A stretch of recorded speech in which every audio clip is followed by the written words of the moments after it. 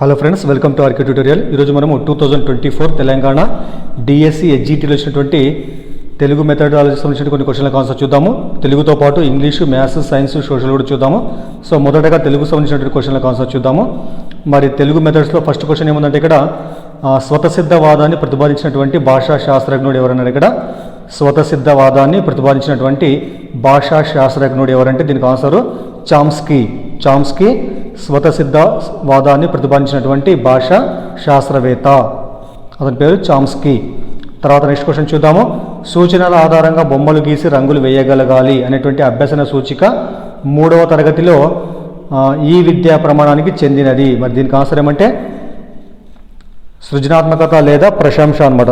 సృజనాత్మకత లేదా ప్రశంసకు చెందినటువంటి ఆ యొక్క విద్యా ప్రమాణం అవుతుంది. చూడండి, ఇక్కడ సూచనల ఆధారంగా బొమ్మలు రంగులు వేయగలగాలి అనేటువంటి అభ్యసన సూచిక 3వ తరగతిలో ఏ విద్యా ప్రమాణం అంటే అది సృజనాత్మకత మరియు ప్రశంస కిందికి రావడము జరుగుతుంది. నెక్స్ట్ క్వశ్చన్ చూద్దాము. ఉక్త లేఖన విధానంలో సరికాని చర్య. ఉక్త లేఖన విధానంలో సరికాని చర్య అంటే దీనికి ఆన్సర్ ఏంటి? ఇక్కడ ఫస్ట్ అనమాట. అతి తక్కువ మంది విద్యార్థులు చేసిన లేఖన దోషాలను నల్లబల్లపై రాయించాలి. అతి తక్కువ మంది విద్యార్థులు చేసినటువంటి లేఖన దోషాలను నల్లబల్లపై రాయించినటువంటిది ఉక్త లేఖన విధానంలో సరికాని చర్య అనమాట. మరి ఉక్త లేఖన విధానంలో సరైనటువంటి అంశాలు ఇక్కడ ఏమనంటే పిల్లల స్థాయిని బట్టి ఉక్త లేఖనము చేయించాలి.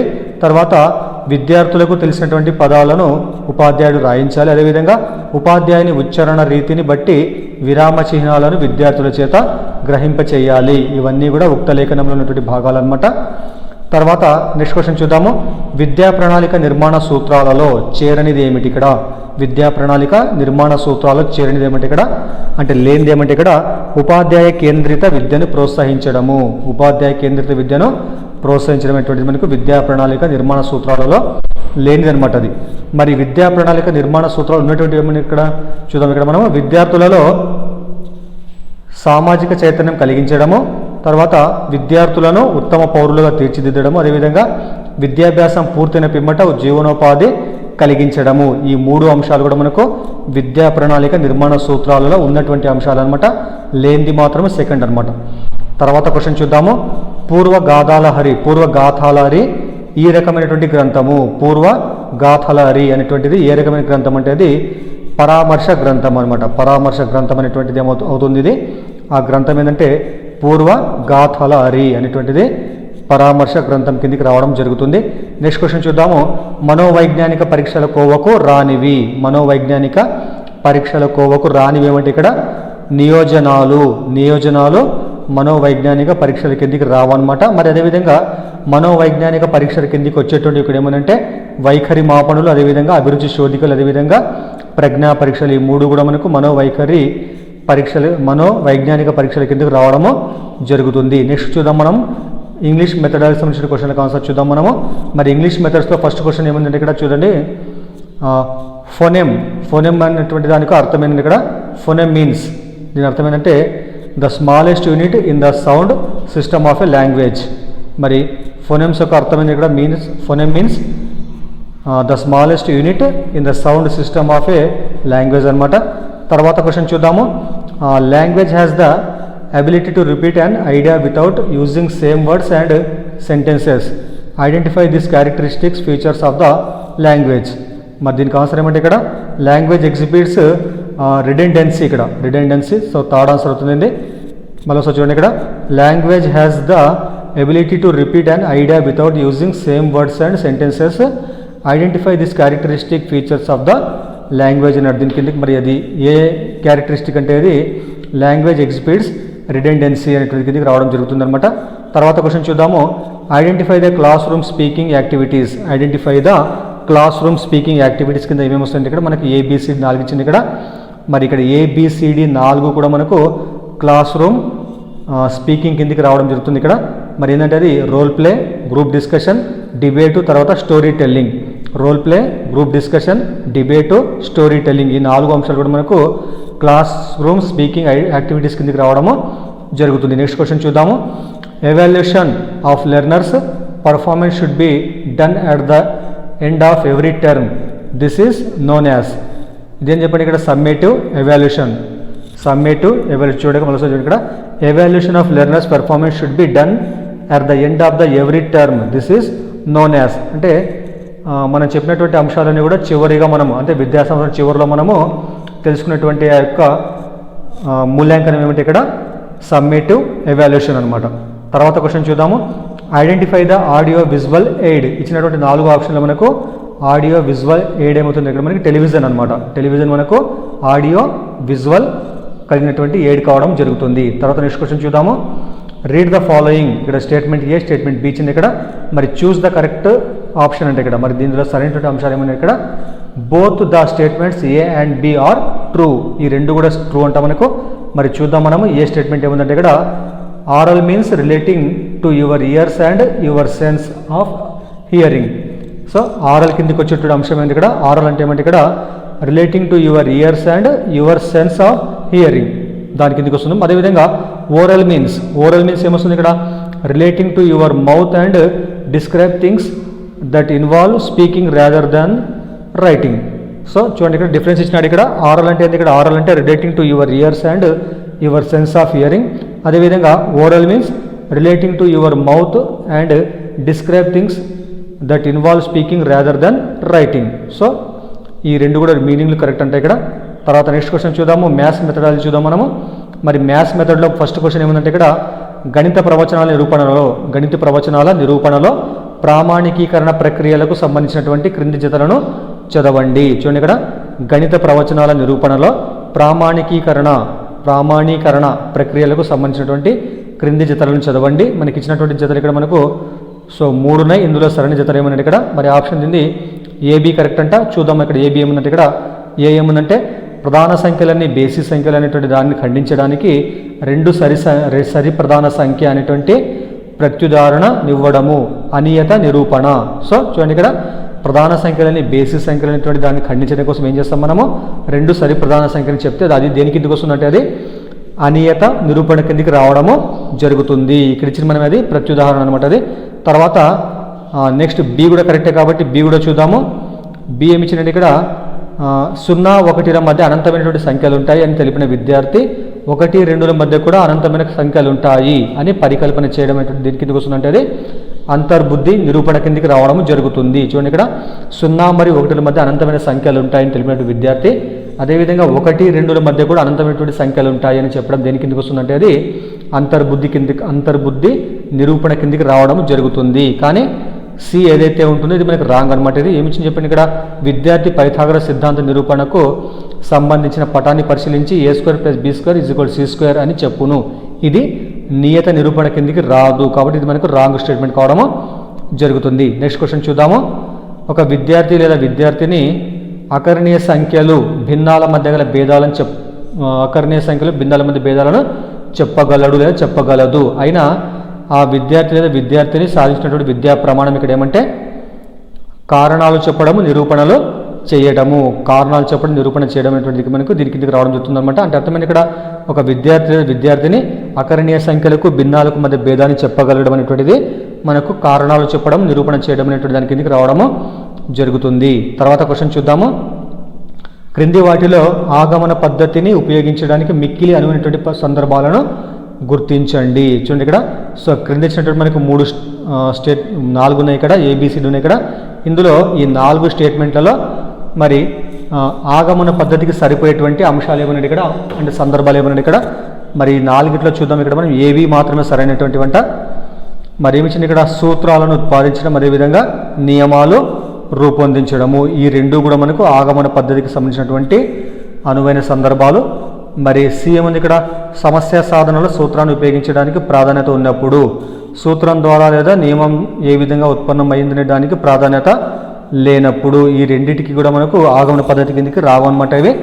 మరి ఆగమన పద్ధతి కింద వచ్చేటువంటి అంశాలు ఇక్కడ మనం చెప్పడం జరిగింది ఆల్రెడీ. సూత్రాలను ఉత్పాదించడం అదేవిధంగా నియమాలు రూపొందించడము. నెక్స్ట్ క్వశ్చన్ చూద్దాము. గణిత బోధనలో అభ్యసన వనరులకు సంబంధించినటువంటి క్రింది వ్యాఖ్యలను చదవండి. గణిత బోధనలో అభ్యసన వనరులకు సంబంధించినటువంటి క్రింది వ్యాఖ్యలను చదవండి. మీకు ఇక్కడ స్టేట్మెంట్ 1 స్టేట్మెంట్ 2 ఉంది. ఇందులో సరైన అంశం ఏదైనా ఇక్కడ మరి 2 కూడా సత్యమంట. మరి స్టేట్మెంట్ ఫస్ట్ ఏముంది ఇక్కడ, తరగతి గదిలో చెప్పినటువంటి అంశాన్ని వీలైనన్ని సార్లు చదువుకొని దానిని పునశ్చరణ చేసుకోవడానికి గణిత గ్రంథాలయము ఉపయోగపడుతుంది. కాబట్టి ఇది మనకు కరెక్ట్ స్టేట్మెంట్. అదేవిధంగా పాఠశాలలో గణిత ప్రయోగశాల లేకపోతే కొన్ని అంశాలను బోధించడం చాలా కష్టము. ఈ రెండు కూడా మనకు సరైన స్టేట్మెంట్లు కావడము జరుగుతుంది. నెక్స్ట్ క్వశ్చన్ చూద్దాము. రాష్ట్ర విద్యా పరిశోధన శిక్షణ సంస్థ సూచించినటువంటి పీరియడ్ పథకంలోని ఒక సోపానం అయినటువంటి మాదిరి సమస్య సాధనలో ఉపాధ్యాయుడు చేయునది. మరి ఏం చేయాలంటే ఇక్కడ మనకు మాదిరి సమస్య సాధన ఉపాధ్యాయుడు చూడండి, ఇక్కడ దీనికి ఆన్సరు నల్లబలపై సాధింపజేసిన సమస్య లాంటిదే మరొక సమస్యను రాసే పిల్లలతో వారి నోటు పుస్తకాలు వ్యక్తిగతంగా సాధింపచేస్తాడు. కాబట్టి మాదిరి సమస్య అంటే సో అదనమాట. చూడండి, ఇక్కడ రాష్ట్ర విద్యా పరిశోధన శిక్షణ సంస్థ సూచించినటువంటి పీరియడ్ పథకంలో ఒక సోపానమైనటువంటి మాదిరి సమస్య సాధనలో ఉపాధ్యాయుడు ఏం చేయాలంటే తనకు సమస్యను చెప్పిన తర్వాత అలాంటి సమస్యకు సంబంధించిన మరొక ఉదాహరణ ఇచ్చి విద్యార్థుల చేత వ్యక్తిగతంగా వారికి నోటు పుస్తకంలో చేయించడం అనేటువంటి దీని కిందికి రావడము జరుగుతుందన్నమాట. తర్వాత క్వశ్చన్ చూద్దాము. క్రింది మూల్యాంకన రకాలను వాటి ఉద్దేశంతో జతపరచండి. క్రింది మూల్యాంకన రకాలను వాటి ఉద్దేశంతో జతపరచండి. ఇక్కడ మూల్యాంకన రకం అదేవిధంగా ఉద్దేశం ఇచ్చినాడు ఇక్కడ. మరి మొత్తం మనకి 4 ఉన్నాయి ఇక్కడ. చూద్దాం దాని ఆన్సర్ ఏమిటి ఇక్కడ. So A3 B4 C2 D1 అంట. చూడండి ఇక్కడ 3 4 2 1 ఇక్కడ. మరి చూద్దాం మనం ఇక్కడ ఫస్ట్ ఏముంది, ఇక్కడ ఏముంది, ఇక్కడ నిర్మాణాత్మక మూల్యాంకనం. కాబట్టి మరి దీనికి ఆన్సర్ ఏమవుతుంది సి. దీనికి ఏకు 3 కాబట్టి భిన్నాల సంకలనము బోధించే సమయంలో విద్యార్థుల అభ్యసన ప్రగతిని మదింపు చేయడం అనేటువంటిది నిర్మాణాత్మక మూల్యాంకనం కిందికి రావడం జరుగుతుంది. అదేవిధంగా నెక్స్ట్ ఏముంది ఇక్కడ సంగ్రహణాత్మక మూల్యాంకనం దీని కిందికి ఏమొస్తుందంటే ఇక్కడ 1 సంవత్సరం తర్వాత గణితంలో విద్యార్థుల ప్రగతిని తెలుసుకోవడము. ఇది దేని కిందకి వస్తుంది, ఇది సంగ్రహణాత్మక మూల్యాంకనం కిందికి రావడము జరుగుతుంది. నెక్స్ట్ ఏముంది ఇక్కడ లోప నిర్ధారణ మూల్యాంకనము. లోప నిర్ధారణ మూల్యాంకనం దేని కిందకి వస్తుందంటే ఇది భిన్నాల సంకలనము చేయడానికి విద్యార్థులు ఏ భావనలు లేవో తెలుసుకోవడము. దాని కిందికి లోప నిర్ధారణ మూల్యాంకనం రావడం జరుగుతుంది. అదేవిధంగా ఫస్ట్ ఏముంది ఇక్కడ ప్రాగుక్తిక మూల్యాంకనం దేని కిందకి వస్తుందంటే అది ఇక్కడ ఇచ్చిన చూడండి, ఇక్కడ గణిత నైపుణ్యాలను అంచనా వేసి విద్యార్థి భవిష్యత్తులో ఏ రంగంలో రాణించగలడో చెప్పడం కిందికి మనకు ఇది ప్రాగుక్తిక మూల్యాంకనం రావడం జరుగుతుంది.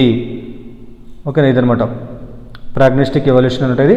సరే మరోసారి చూద్దాం. ఇక్కడ నిర్మాణాత్మక మూల్యాంకనం అంటే అర్థమైంది ఇక్కడ ఫార్మేటివ్ అసెస్మెంట్ అనమాట.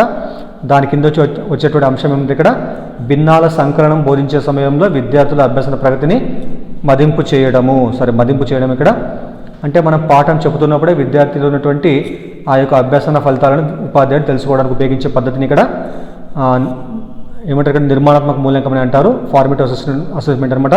నెక్స్ట్ ఏముంది ఇక్కడ సమ్మేటివ్ అసెస్మెంట్. ఇక్కడ సంగ్రహణాత్మక మూల్యాంకనం. ఇదేంటి ఇక్కడ మనకు సంవత్సరం తర్వాత అంటే ఆ ఇయర్ తర్వాత మొత్తం బోధించిన తర్వాత ఆ విద్యార్థి ప్రగతిని తెలుసుకోవడం కిందకి రావడం జరుగుతుంది. అదేవిధంగా లోప నిర్ధారణ మూల్యాంకనం అర్థమైంది ఇక్కడ. సో ఏదైనా ఇక్కడ భిన్నాల సంకలనం చేయడానికి విద్యార్థులు ఏ భావనలు లేవో తెలుసుకోవడము, అంటే విద్యార్థి చేయడానికి ఎందుకు అనుగుణంగా లేడో తెలుసుకోవడం కోసం ఉపయోగపడే పద్ధతి ఏమంటే ఇక్కడ లోప నిర్ధారణ మూల్యాంకనం అనమాట. అదేవిధంగా ప్రాగుక్తిక మూల్యాంకనం అంటే ఏంటి, అతని యొక్క విద్యార్థి యొక్క ఫ్యూచర్ కోసం తెలుసుకోవడం కోసము చేసేటువంటి మూల్యాంకనం అనమాట. ఇది గణిత నైపుణ్యాలను అంచనా వేసి విద్యార్థి భవిష్యత్తులో ఏ రంగంలో రాణించగలడో చెప్పడం అనమాట. తర్వాత క్వశ్చన్ చూద్దాము. సైన్స్ మెథడ్స్ తర్వాత మరి సైన్స్ మెథడ్లో ఫస్ట్ ఏముంది ఇక్కడ క్రింది వాటిలో సైంటిస్ట్ లక్షణాలు కానివి. క్రింది వాటిలో సైంటిస్ట్ లక్షణాలు కానివి ఏమంటే ఇక్కడ మరి ఇందులో సరైన అంశం ఏమంటే ఇక్కడ బిడి. సో బిడి రెండు కూడా సరైన అంశాలు అనమాట ఇక్కడ. అంటే సైంటిస్ట్ కాకపోవడానికి ఇక్కడ ఏంది, ఇక్కడ సంశయతను కలిగి ఉండకపోవడం, అదేవిధంగా పట్టుదల లేకపోవడం, ఈ రెండు కూడా సైంటిస్ట్ యొక్క లక్షణాలు కావు. మరి అదేవిధంగా సైంటిస్ట్ యొక్క లక్షణాలు ఏమంటే ఇక్కడ విశాల దృక్పథం కలిగి ఉండడం, అదేవిధంగా శాస్త్రీయ వైఖరి కలిగి ఉండడం. ఏసీ రెండు కూడా సైంటిస్ట్ యొక్క లక్షణాలు, బిడి రెండు కూడా మనకి సైంటిస్ట్ యొక్క లక్షణాలు కావన్నమాట. తర్వాత క్వశ్చన్ చూద్దాము. ఏజ్ తర్వాత ఫియాజెట్ కాగ్నిటివ్ స్టేట్ అంటే ఇక్కడ మరి వయస్సు ఫియాజెట్ సంజ్ఞానాత్మక దశకు సంబంధించినట్టు కొన్ని జతపరచాలంట మనము. చూడండి ఇక్కడ ABCD 4 ఇచ్చినాడు ఇక్కడ. మరి దీనికి ఆన్సర్ ఏమంటే A2 B3 C1 D4 అంటే ఇక్కడ చూడండి ఇక్కడ 2 3 1 4 ఇక్కడ. మరి చూద్దాము ఏమిచ్చినాడు ఇక్కడ. సో 0 నుంచి 2 సంవత్సరాలు దేని కిందకి వస్తుందంటే అది ఇంద్రియ చాలక దశ కిందికి రావడం జరుగుతుంది. అదేవిధంగా నెక్స్ట్ ఏముంది ఇక్కడ 2 to 7 years ఇది దేని కిందకి వస్తుంది, ఇది పూర్వ ప్రచాలక దశ కిందికి రావడం జరుగుతుంది. అదేవిధంగా 7 to 12 years ఇది ఫస్ట్ వన్ మూర్త ప్రచాలక దశ కిందికి రావడం జరుగుతుంది. అదేవిధంగా సో డి ఏముంది ఇక్కడ 12 సంవత్సరాల పైన అదే దీనికి వస్తుంది, అది అమూర్త ప్రచాలక దశ కిందికి రావడము జరుగుతుంది. చూడండి ఇక్కడ ఏక ఆన్సర్ 2 కాబట్టి 0 నుంచి 2 సంవత్సరాల వయసు ఉన్నటువంటి పిల్లలు పియాజే ప్రకారం దేని కిందికి వస్తారంటే వాళ్ళు ఏ సంజ్ఞాత్మక దశ కిందికి వస్తారంటే వాళ్ళు ఇంద్రియ చాలక దశ కిందికి రావడం జరుగుతుంది. నెక్స్ట్ ఏముంది ఇక్కడ 2 to 7 years అనేటువంటి పిల్లలు దేని కిందికి వస్తారంటే వాళ్ళు పూర్వ ప్రచాలక దశ కిందికి రావడం జరుగుతుంది. అదేవిధంగా 7 to 12 years పిల్లలు అనేటువంటి వారు మూర్త ప్రచాలక దశ కిందికి రావడం జరుగుతుంది. అదేవిధంగా సో డి ఏముంది ఇక్కడ 12 సంవత్సరాలు అయిపోయినటువంటి ఉన్నటువంటి వారు ఎవరంటే అమూర్త ప్రచాలక దశ కిందికి వచ్చేటువంటి వారు అనమాట. ఇది ఆన్సర్ అవుతుంది. తర్వాత చూద్దాము, క్రింది వాణిలో తెలంగాణ రాష్ట్రంలో దృశ్య శ్రవణ పాఠాలను ఈ ఛానల్ ద్వారా ప్రసారం చేస్తారు. దేని ద్వారా చెప్పండి, చాలా అందరికి తెలిసినటువంటి విషయం ఇది. టీశాట్ ద్వారా తెలంగాణ రాష్ట్రంలో దృశ్య శ్రవణ పాఠాలను ప్రసారం చేసేటువంటి ఛానల్ అనమాట టీశాట్ ఇది. తర్వాత చూద్దాము, అన్వేషణ పద్ధతిని ఎవరు ప్రవేశపెట్టారు? అన్వేషణ పద్ధతిని ఎవరు ప్రవేశపెట్టారంటే దీనికి ఆన్సర్ హెచ్ఈ ఆమ్స్ట్రాంగ్ అనేటువంటి శాస్త్రవేత్త అన్వేషణ పద్ధతిని ప్రవేశపెట్టడము జరిగింది. నెక్స్ట్ క్వశ్చన్ చూద్దాము, పాఠశాలను సమాజంలోకి తీసుకువెళ్ళడముకు క్రింది వాటిలో ఉదాహరణ. పాఠశాలలను సమాజంలోకి తీసుకెళ్లడంకు క్రింది వాటిలో ఉదాహరణ ఏమంటే ఇక్కడ గ్రామాల్లోని పొలాలను సందర్శించడము. కాబట్టి గ్రామాలను పొలాలను సందర్శిస్తే దేని కిందకి వస్తుంది? అది పాఠశాలను మనం సమాజంలోకి తీసుకెళ్ళడం కిందికి రావడము జరుగుతుంది. తర్వాత ఈ సర్వే పద్ధతిలో నిర్ణీత కాల వ్యవధిలో సర్వే జరుగుతుంది. మరి ఏ సర్వే పద్ధతి అంటే అది లాంగిట్యూడినల్ సర్వే పద్ధతిలో నిర్ణీత కాల వ్యవధిలోనే సర్వే మొత్తం కూడా జరుగుతుంది. నెక్స్ట్ క్వశ్చన్ చూద్దాము. నెక్స్ట్ మనం సోషల్ మెథడ్ చూద్దాము. సోషల్ మెథడ్లో ఫస్ట్ క్వశ్చన్ ఏమందంటే జాతీయ విద్యా ప్రణాళిక చట్టం NCF 2005లో సూచించబడినటువంటి పరిసరాల విజ్ఞానము లక్ష్యాలను సాధించుటకు గాను పేర్కొన్న బోధనా సూత్రాలకు సంబంధించినటువంటి ఈ క్రింది వ్యాఖ్యములలో సరికానిది ఏదనండి ఇక్కడ. మరి దీనికి ఆన్సర్ చూడండి, ఇక్కడ పరిసరాల విజ్ఞానం అనే పాఠ్య విషయాన్ని మొత్తంగా కాకుండా విడి భాగాలుగా బోధించాలి అనేటువంటిది ఇక్కడ సరికాని అంశం అనమాట. దేని ప్రకారం అంటే ఇది జాతీయ విద్యా ప్రణాళిక చట్టం నేషనల్ కరికులం ఫ్రేమ్వర్క్ 2005 ప్రకారము. సో ఇది మనకు రాంగ్ అవుతుందన్నమాట. మీకు చెప్పిన ఇంతకుముందే పరిసరాల విజ్ఞానం అనేటువంటి పాఠ్య విషయాన్ని మొత్తంగా కాకుండా విడి భాగాలకు బోధించాలి అనేటువంటి మనకి ఇది రాంగ్ అనమాట. మరి NCF 2005 ప్రకారం సరైన అంశాలు ఇక్కడ ఏమనంటే చూడండి, ఇక్కడ సాంకేతిక సమాచార పరిజ్ఞానాన్ని ICTని పాఠ్యాంశాల బోధనకు ఉపయోగించాలి. అదేవిధంగా ఉపాధ్యాయుడు తన సృజనాత్మకత ఆలోచనతో వినూత్న కృత్యాలను రూపొందించి తరగతి గదిలో ఆచరణలో పెట్టాలి. అదేవిధంగా విద్యార్థులలో ప్రక్రియ నైపుణ్యాలను పెంపొందించుటకు గాను ఉపాధ్యాయుడు పలు రకాల బోధనా పద్ధతులను అవలంబించాలి. ఈ 3 అంశాలు కూడా మనకు NCF 2005 కిందకి రావడం జరుగుతుందన్నమాట.